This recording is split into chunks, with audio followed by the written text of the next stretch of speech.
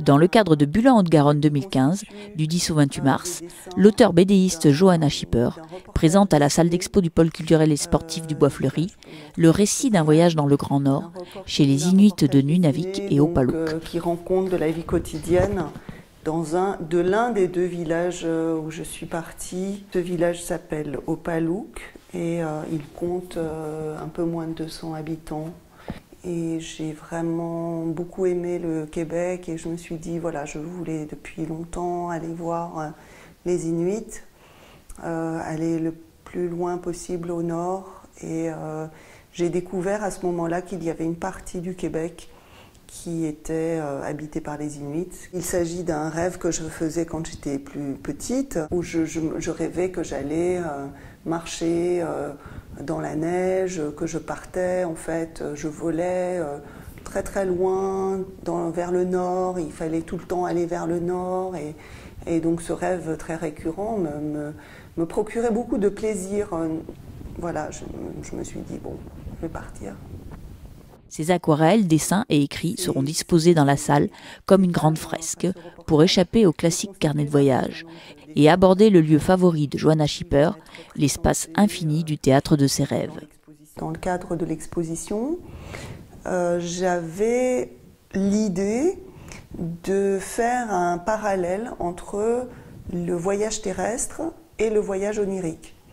Et dans l'exposition, il y aura aussi des reproductions de ces courtes bandes dessinées qui racontent en fait des rêves que j'ai faits quand j'étais sur place pendant le voyage. Ça me permet en fait de développer un style graphique qui est beaucoup plus libre.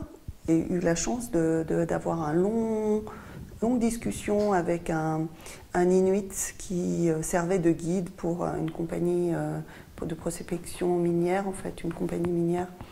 On sentait que le monde fantastique était pas très loin, il n'avait pas été complètement évacué. De cette expérience de vie auprès des Inuits, dans le Grand Nord, va naître une fiction qui n'écartera pas les difficultés sociales et politiques que subissent les Inuits. Par exemple, la situation sociale, bon, elle est souvent décrite dans le Grand Nord, elle est difficile.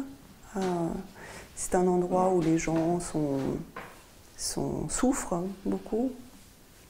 Il y a beaucoup de violences conjugales, il y a beaucoup de suicides. Donc en parler de l'extérieur, comme ça, avoir un espèce de point de vue, un peu de surplomb, ça rend pas grâce aux gens qui vivent ça dans leur quotidien, dans leur chair.